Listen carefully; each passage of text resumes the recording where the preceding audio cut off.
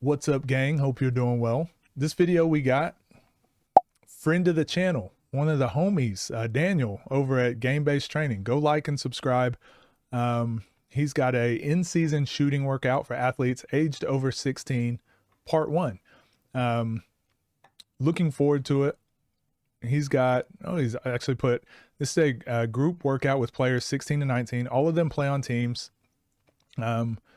Some for school teams. The main focus of the workout is to get game-like shooting reps off different game-like movements and actions. So this is one thing we talked about, just like putting the reasoning for the video down there, or the reasoning for the drill. This helps coaches, this helps players that are trying to learn. So I think this is very good. What's up, guys? In this video I'll be breaking down one of my group workouts with my 16 to 19-year-olds. Some of them are still in school, some of them play in first year, second year university, and the main theme of this workout is to develop the shot and shot creating.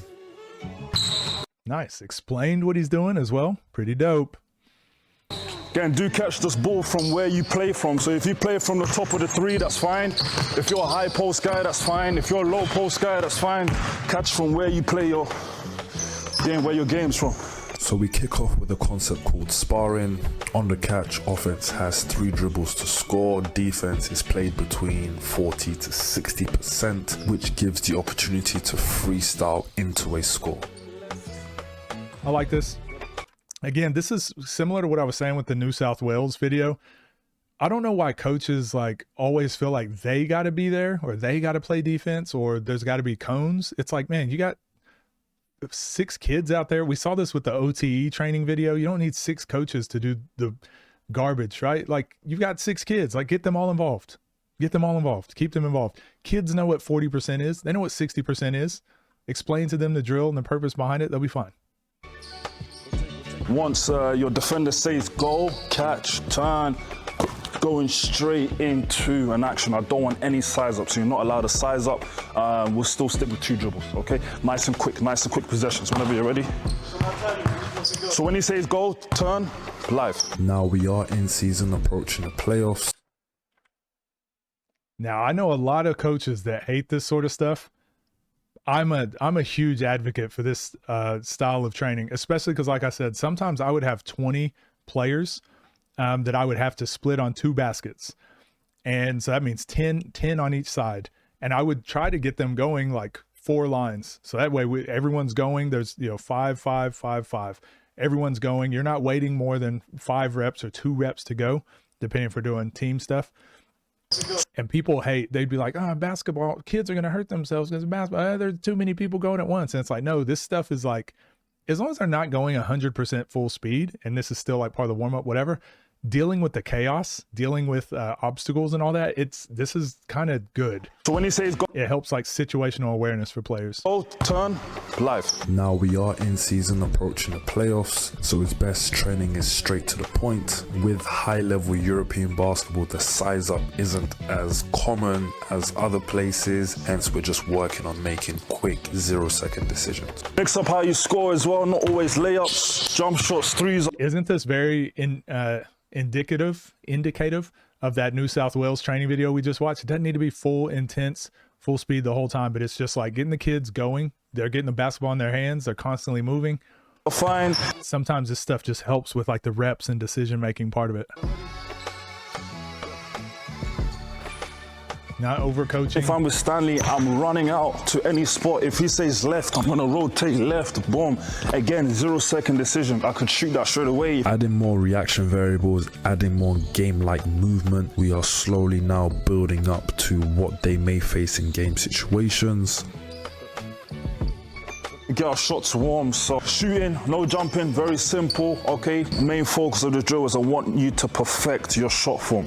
So my whole thing is efficiency, so as you catch the ball right here, you should just be going straight up into your shot. I airballed that, okay, but you should be going straight up into your shots. That's why I never shoot when I'm demonstrating, okay?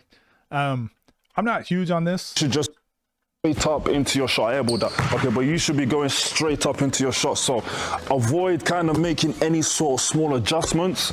Simplify your form, work on your form, compact up into your shot, okay? So I feel like most one thing I'm really big on when I'm coaching players at younger levels, this is something I would probably be more if someone's like the main shooter on the team, where it's like a Duncan Robinson. Everyone's seen that Duncan Robinson training video where he's shooting with the no dip or whatever. For me, I just think at most levels you have time. I always talk about just understand what the count is of when you'll be able to get a shot off. So when I was in England, no one could shoot over there. So everyone that caught the ball was shooting it quick. And I'm like, dude, just take your time. They do not play defense because none of you can shoot. So when you catch it, just go find the seams, take a deep breath, loosen up your shoulders, dip down and shoot it. You have that much time.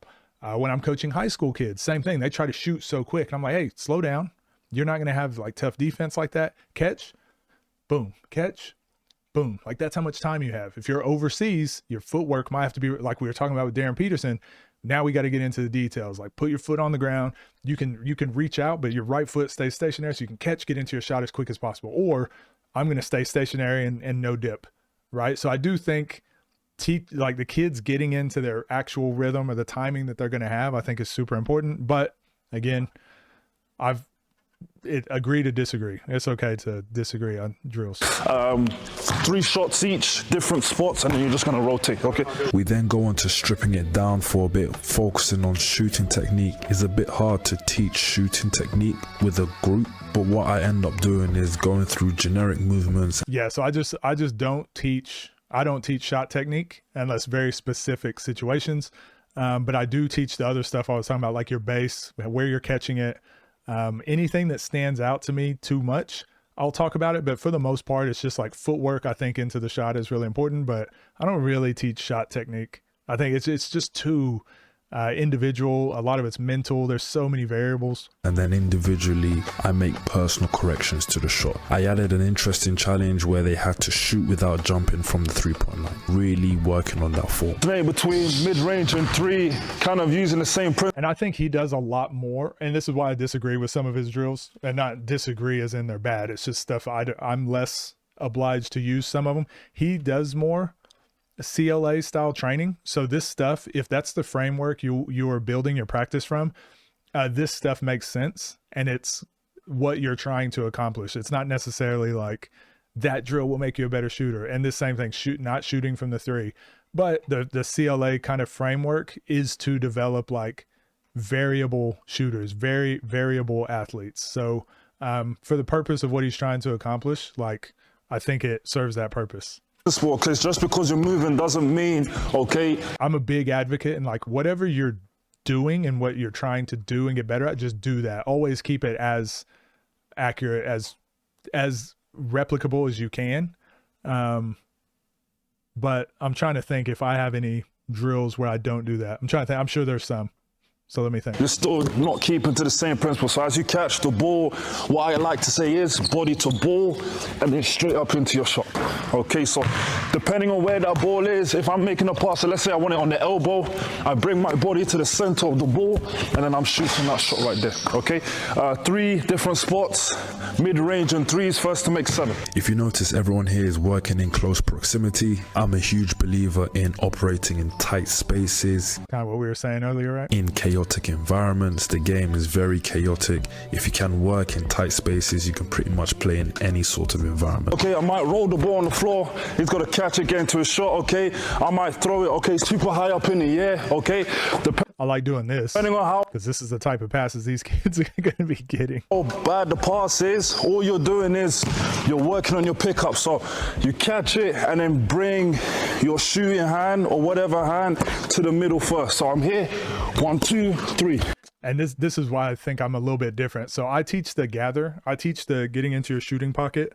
I've spoken about this before, and I don't see it taught this way a lot. But wherever your shooting pocket is, if the ball is in that hand, you're just bringing that hand to your shooting pocket, right? But you're bringing your other hand to the ball. Now, if the ball is in your left hand, you're still going to bring your hand to your shooting pocket, right? You're going to bring your hand to your shooting pocket, and you're going to bring the ball to that hand. So that's how I teach it. He's saying bring it to the middle first. and then to your shooting pocket. I'm assuming. I think Always here. 1, 2, 3. Like, work on that catch. Getting your hand underneath the ball. So earlier I emphasized the technique on the catch. Now we're using the bad pass to really emphasize the importance of getting that ball into that pocket. The shooter has to adapt in order to get the right shot going. Making shots, so just start out in front of me if you don't mind. Okay, he's gonna pass me the ball. Immediately as he passes me the ball, he's going to point to a direction, so just point there, boom. Any direction he points to that's different, point to a different direction, okay? I'm just taking the dribble. Just keep pointing anywhere. He can point forward, he can point back.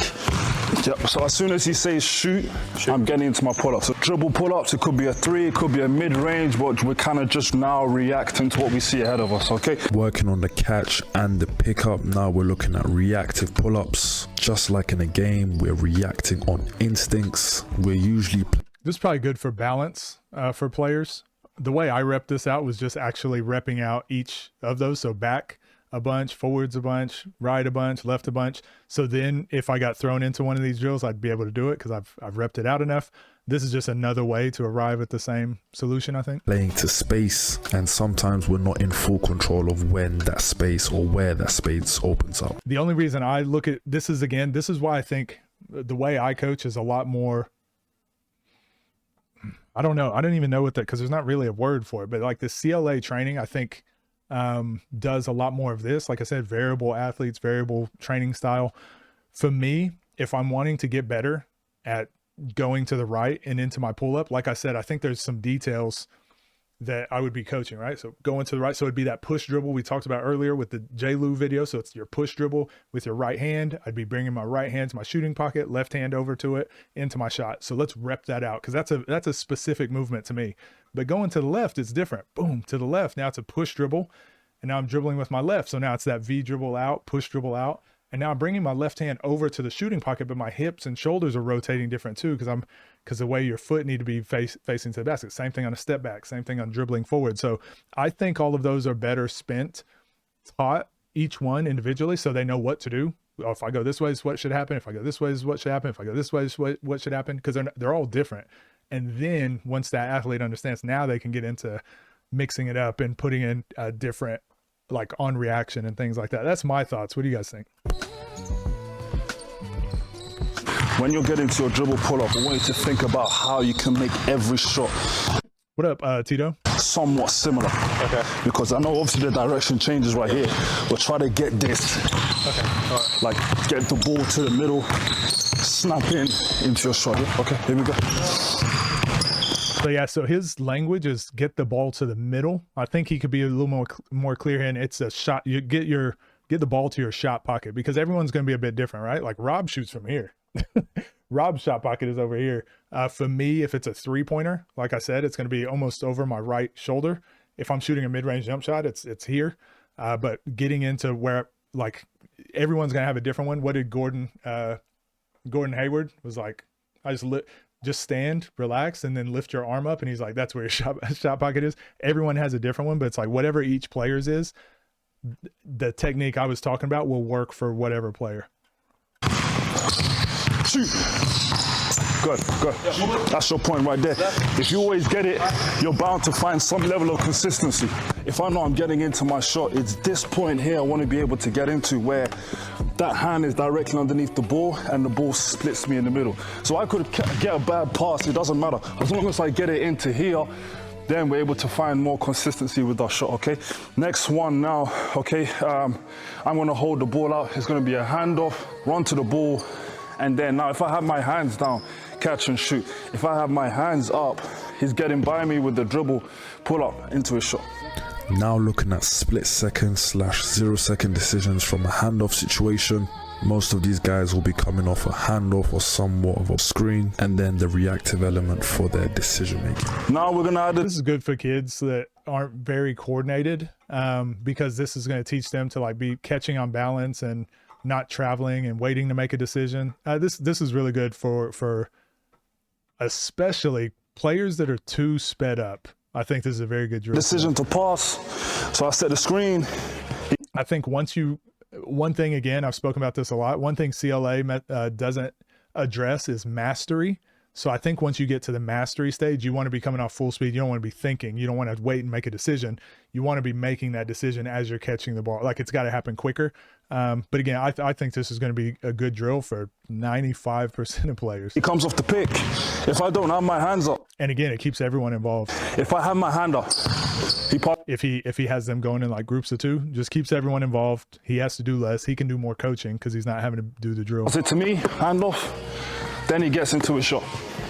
Over here, boom, I have my hand up, boom, quick, boom, and then he's getting into a shot straight away. Okay, let's go, let's go. 1 to 2 layers of decision making now. Being able to just shoot normal reps is one thing, but being able to shoot whilst making a decision or under pressure is another thing entirely.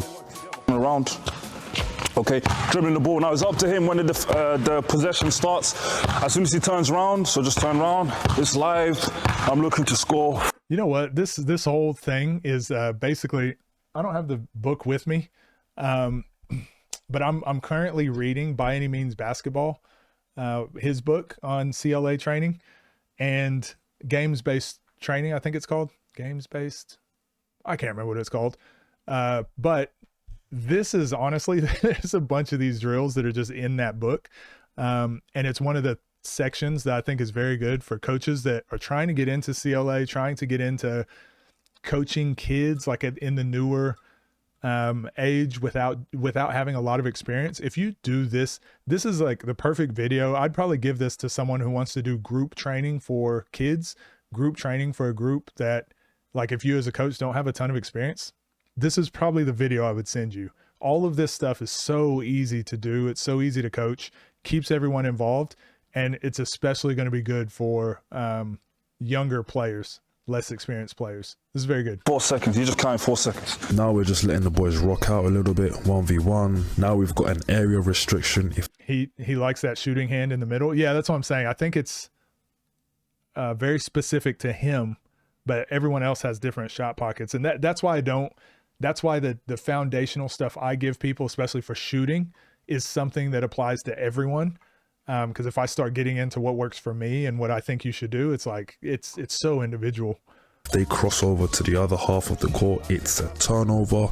I've also allowed them to go for layups, even though it's a shooting focused Steph Curry does like that as well. Baby Durant, he spins it as he's bringing it up. workout. We don't have to be too strict, and I do want them to be able to make the right read on whether to go for a layup or shot.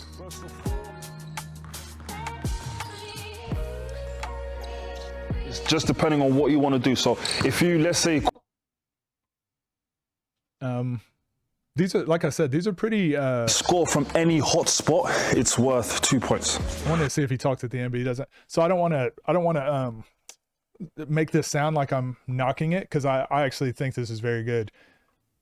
But this is the type of video, I already said this, but this is the type of video, if someone asks me, hey, what are some drills I can do at home? Or what, if it's a dad, like, hey, how do I train my son and his friends? Or a coach that's like, hey, I want to do a skills session with my players. What's a good idea?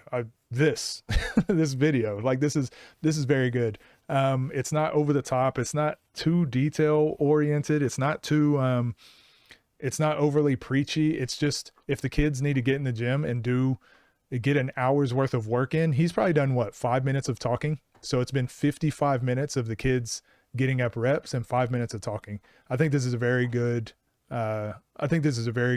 I think it's a very good session for newer coaches, like I said. And this is good for players having to do some decision making, and it'll probably keep if I tell a kid to go the way I train, most kids are going to quit. If I told them, hey, you got to go do volume shooting for an hour and a half, they're not going to want to do it. So this is what most kids honestly need, this style of training. So yeah, let me know what you guys think, and I'll see you guys in the next one.